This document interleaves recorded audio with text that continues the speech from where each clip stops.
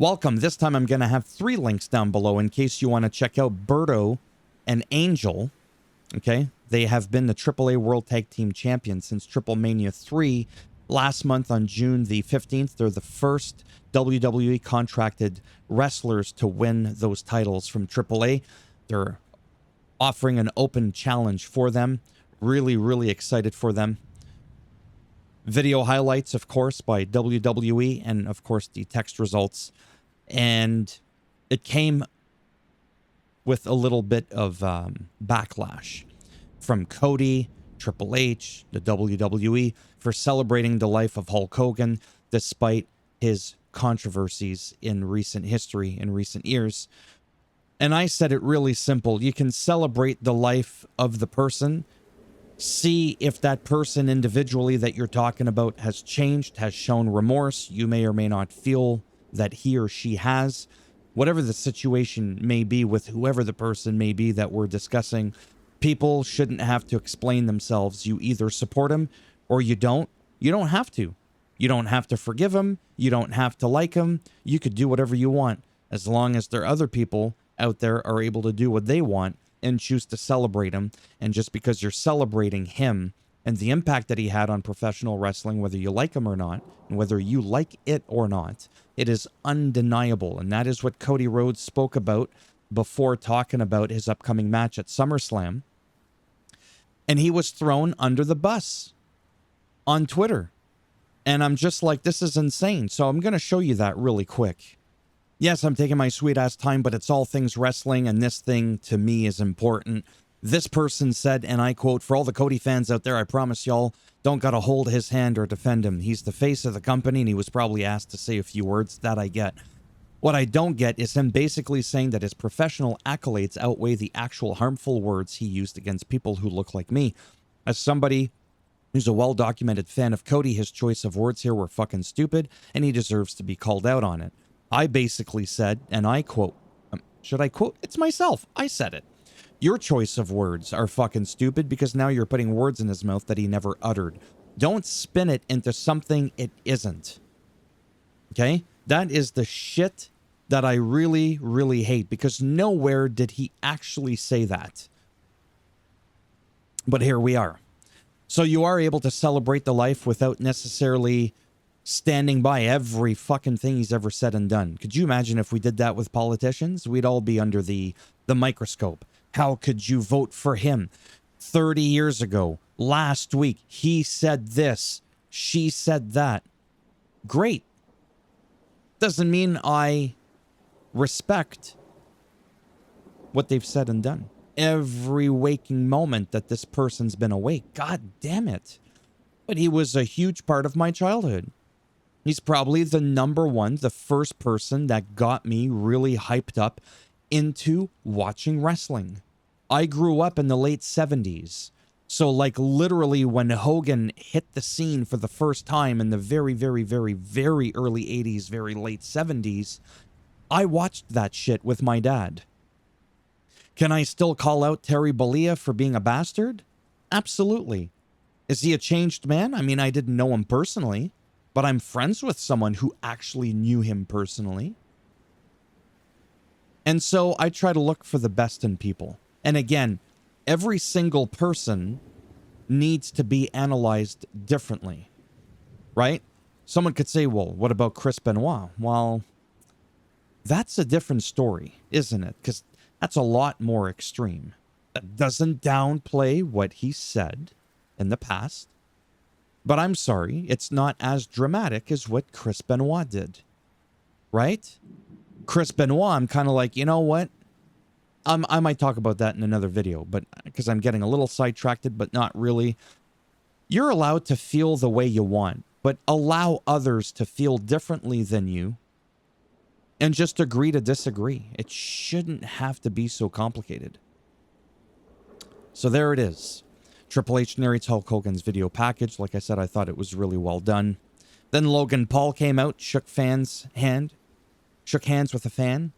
Yes, there we go. It helps if I could speak. Talks about Cleveland, which is where he's from, as well as The Miz.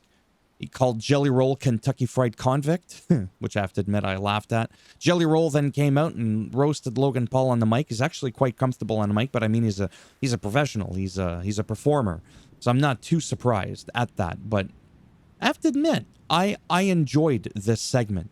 And Drew came out flexing his pecs. Randy Orton comes out to even out the odds. All out brawl between the four of them. Basically a sneak peek of what's to come at SummerSlam. Jelly Roll has been training at the Performance Center and has been taking this very seriously. Nobody came out to interfere or say, cut that out. They wanted to, let us get a peek of what the Roll is about to do, right? And I'm not going to lie. It's not like I don't like this, but like I've said a million times, so long as it doesn't come to the expense of other people that are superstars all the time and aren't getting TV time. That's all I'm saying. Roxanne Perez defeats Alexa Bliss. Bliss came out with Flair in her gothic little outfit. I think that was to kind of like match, Alexa Bliss's look, which I thought was really nice. And when she came out, Bliss was like, come on, let's go. So, all right, little pom-poms and shit like that. That she like shook them to shake hands with a couple of the fans. I really like this side of Charlotte Flair. She's so good at being a heel. But like I've said before a million times over, she much prefers being a face. She just really, really enjoys it, and I just much prefer her as a face as well. Distractions from Raquel eventually led to Bliss being pinned because Alexa Bliss did the twisted bliss of twist. Whatever. Her move there, the 180 fucking fly in the sky, which is why I could not do commentary. She chose to go after Raquel instead of Roxanne Perez. Jade Cargill defeats Chelsea Green post-match beatdown by the Secret Harvest, but Tiffy, which is Jade's opponent at SummerSlam, came out to help for a few moments. And then after that, Jade Cargill grabbed the belt, goes to give it to Tiffy. I'll see it at Summer, but instead she played tug of war. Whatever, that was kind of cool. Definitely would have thanked her because, like, we might be opponents at SummerSlam, but you shouldn't be beaten down and ganged up on, so here I am to help, right? Cody Rhodes, that was that segment I spoke of, speaks of Hulk Hogan and how complicated it can be to honor him when it shouldn't be. There's no denying that he was a pioneer. Then speaks about John Cena at SummerSlam. He wants the best version of Cena, not this version of Cena. Crowd chants Cody. Cody Rhodes. Cody Rhodes. I'm like, bitch, this ain't Europe. Don't be taking our shit now. I'm just kidding. I don't give a shit. What the crowd does. Jacob Fatu defeats hometown hero, The Miz. Solo. Wait, why is he out there? Yeah. Sorry, give me a second. Sometimes their videos are screwed up and they don't match the title that's there, which is a good thing that I actually take notes as I'm watching the show. Jacob Fatu defeats, The Miz, Solo, and the MFT are there causing chaos. Post-match, Big Jim comes out to help Fatu, but nobody else came out. Was hoping Tama Tonga was going to come out because now that they made the shirts and everything, and Kirk Hammett from Metallica's in there and he's grown like 2 feet. I was hoping that they were going to do something like that. Maybe he'll show up at SummerSlam. I don't know. But I don't think Tama Tonga is done with wrestling. And he could just come back, flip the script. I don't know. I think that would be amazing. Then he could kind of like, be friends with Big Jim, Jey Uso. They got their little thing going on. And that's just what I was hoping would happen. Andrade. Yes. Andrade and Rey Fenix win by DQ versus the Wyatt Six. This was for the tag titles. Nikki Cross pulled the ref off. I really don't like the last couple of weeks, the way the Wyatt Six are doing that dirty shit. Whatever, it is what it is. Tag team locker room came out basically to attack Wyatt Six. Nick Aldis then came out and said, you know what? At SummerSlam for the tag titles, those belts are going to be hoisted up high. It's going to be a TLC match. And I'm like, that's going to be awesome. Dexter Lumis looks really, really excited for that. I'm excited for that. Eric Rowan was on a rampage, part of the OG Wyatt family. Really wish they would have done something with, oh my God. I am so tired. And this happens to me. Braun Strowman, Jesus. Braun Strowman, I wish they would have done a little bit more with him. They could have absolutely done more with him, but it is what it is. In the end, I enjoyed myself. Like all shows, regardless of the promotion, regardless of the three-letter acronym that's attached to it. There's going to be some highs, some lows, some in-betweens.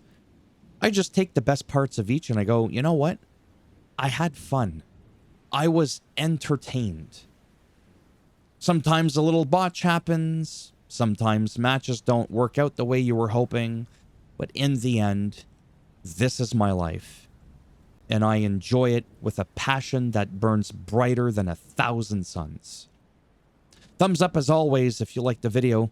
It does greatly help support the channel with the algorithm in trying to make me more relevant in the search results when people are looking shit up online. You didn't like the video, go ahead, give it a thumbs down. I'll bend it in half. I'll twist it. And instead of getting the Solo Sokoan spike and the... maybe you'll get a Nick Aldis James Bond index finger broken off in there. And if you want to subscribe to the channel, naturally that would be great. And if you think all these goofy things I say are cringy, have you ever heard Adam Sandler say some shit?